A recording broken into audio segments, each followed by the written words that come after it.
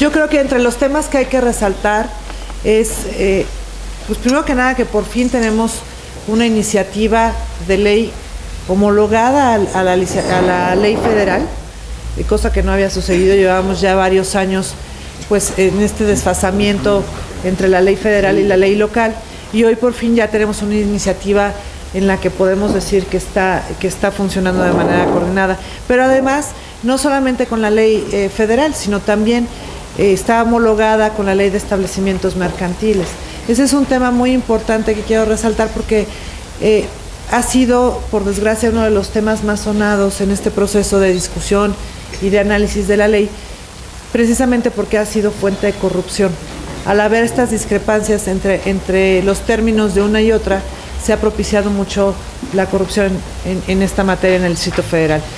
Quiero decir, y yo creo que esto sí es bien importante resaltarlo, que en el proceso de trabajo y elaboración de esta iniciativa, ustedes incluso fueron partícipes en algunas visitas a algunas unidades de protección civil de las 16 delegaciones, a la estación, bueno, a la unidad de bomberos, a la estación de bomberos con el jefe Vulcano, en fin, en el sismológico. Ha sido un trabajo muy largo y sí tratando de minimizar la oportunidad de la ocurrencia, porque muchas veces eso lo hemos visto y creemos que en un tema tan delicado como es la protección civil teníamos la obligación de promover una iniciativa que fuera por el bien de la ciudad, totalmente apartidista y sí con un objetivo claro, que a fin de cuentas es garantizar la prevención y la salvaguarda de la vida de las personas que habitan en esta ciudad, ¿no? Entonces, en términos también de los antecedentes, es una iniciativa que fue ya comentada por ejemplo, con Coparmex, con Canirac, con Canacintra, en fin, hemos estado tratando de involucrar a todos los actores, no solamente los que son responsables de ejercerla desde el ámbito del Ejecutivo, sino también aquellos que se ven directamente afectados en su vida cotidiana al ser los que tienen que interactuar con esta legislación y con las diferentes autoridades en materia de protección civil. Un punto fundamental es la homologación de la ley con la federal. También es importante resaltar que hay muchas definiciones que no se contemplaban y que ahora ya se contemplan, precisamente porque la falta de criterios y de definiciones era lo que también daba espacio a la interpretación, y en el momento en el que entrábamos a ese espacio, a ese pantano de la interpretación, entrábamos al proceso pues que ya conocemos, ya no lo quiero mencionar. Otro tema muy importante es que se estandariza y se da la obligatoriedad del uso del emblema de protección civil en el Distrito Federal de acuerdo a los estándares internacionales y nacionales. Y también, y lo vamos a ver posteriormente, pero también se particulariza en términos de la sanción por el mal uso de este emblema. ¿Por qué? Porque era un tema, y es un tema que a la fecha nos sigue pues lacerando en términos de ver a estas ambulancias patito, a todos estos sujetos que se dicen integrantes o hacen pensar al ciudadano que son integrantes del sistema de protección civil porque tienen el logo y a veces abusan de una situación de crisis, ¿no? Y adicionalmente, otro tema importante que es que se integra al contralor y a los contralores a los distintos niveles de los consejos de protección civil, ya sea el del Distrito Federal o el de cada una de las delegaciones. Un tema muy importante también es esto, que se adiciona la parte de la Contraloría a estos consejos, a los consejos delegacionales y al Consejo de Protección Civil del Distrito Federal, de tal suerte en la que también empezamos a tener presencia y poder fiscalizar el desempeño de los mismos, tan solo por las facultades y la capacidad de toma de decisión que tienen los propios consejos en términos de estrategia, por ejemplo, en caso de una emergencia mayor, pueden tener la posibilidad de decidir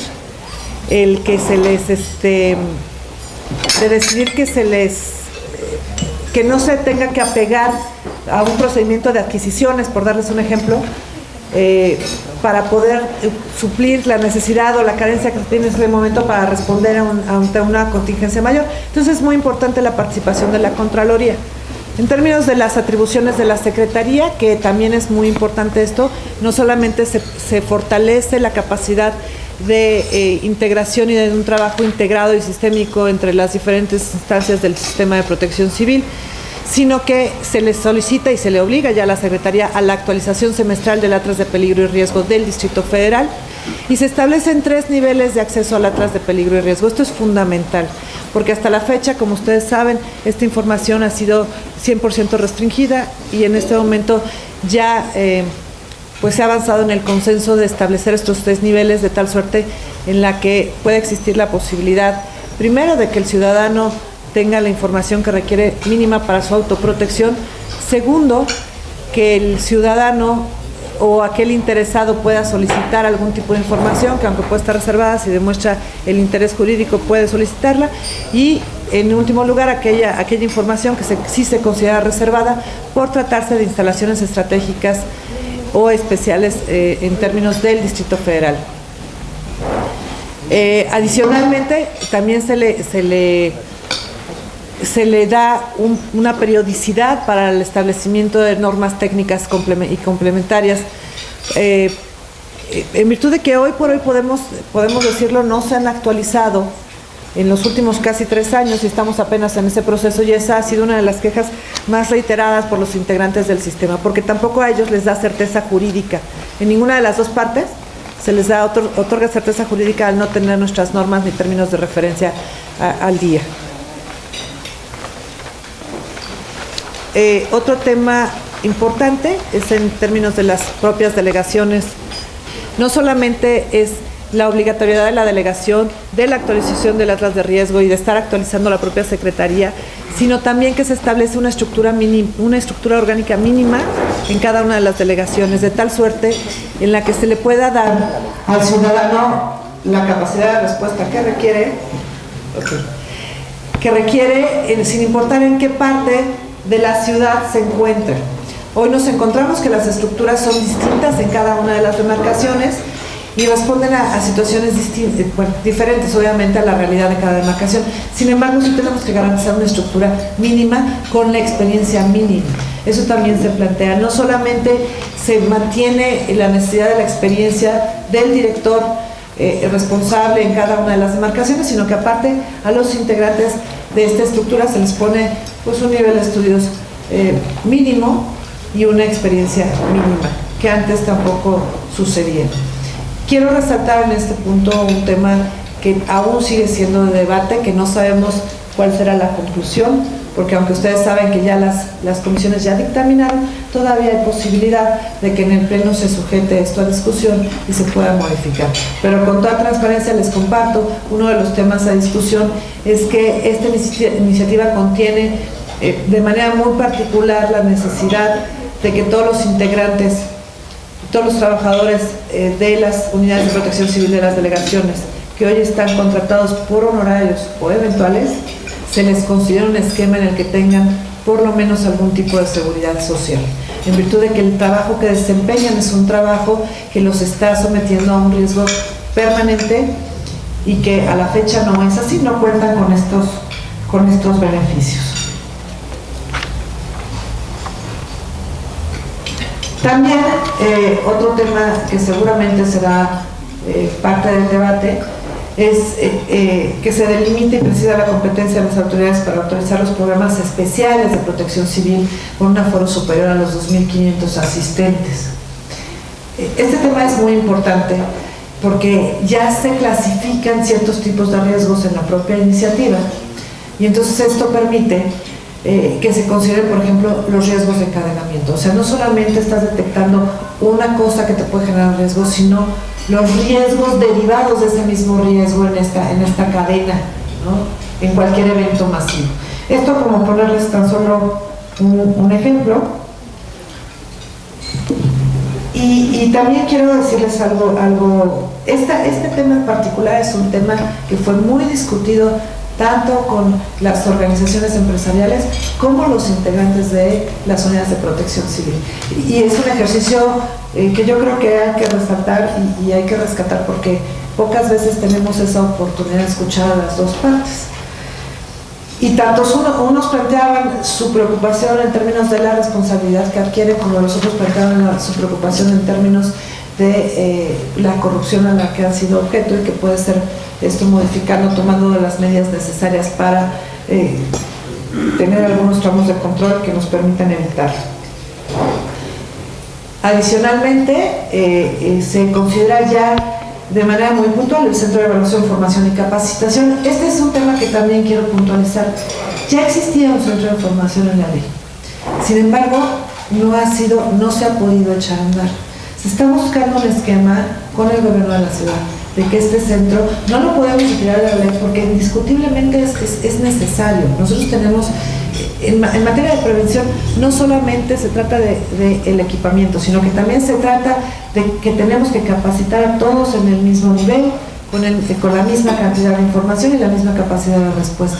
Este centro de capacitación no solamente atendería a los integrantes del sistema que están en la parte gubernamental, en las unidades de protección civil, en la propia secretaría, sino también tendría la obligación de capacitar a los terceros acreditados, que este es un actor que también ya en la iniciativa se considera y se le destina un capítulo particular a los terceros acreditados, como también a la población en general que así lo requiera.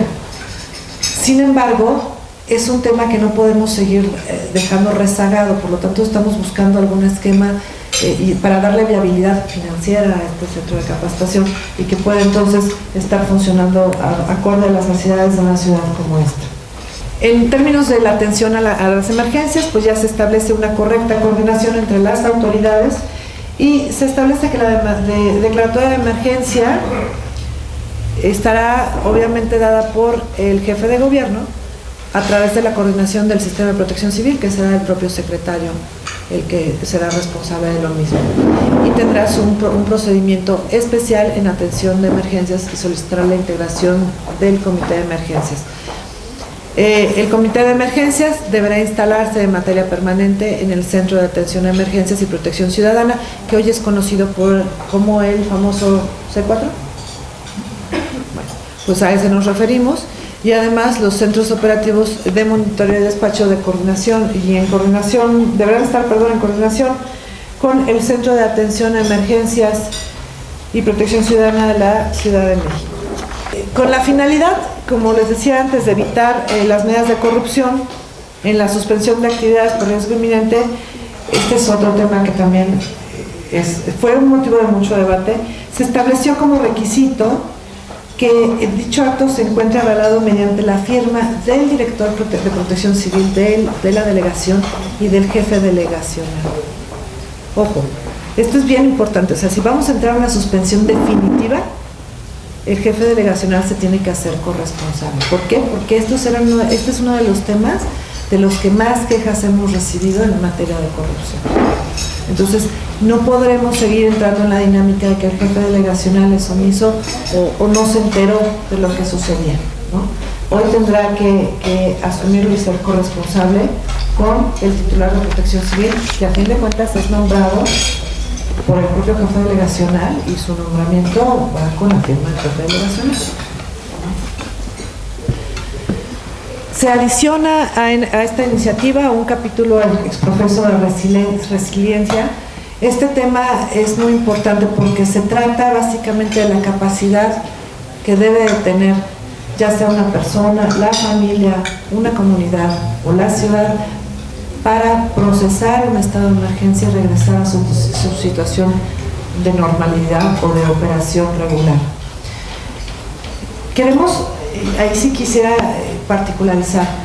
En esta ocasión no solamente estamos hablando de infraestructura, hablamos claramente de personas. Todas las personas que están sometidas a un alto grado de estrés derivado de una situación crítica tienen o pueden tener consecuencias posteriores. Hoy se plantea en la mesa el debate de cómo le vamos a hacer para atender no solamente al que sufre esta emergencia, sino también a quien la atiende. Como dato cultural les diría, el grado de divorcios en el personal que está involucrado en el tema de protección civil, bomberos y demás es muy alto precisamente por el grado de estrés que tienen que procesar y asimilar en su día a día.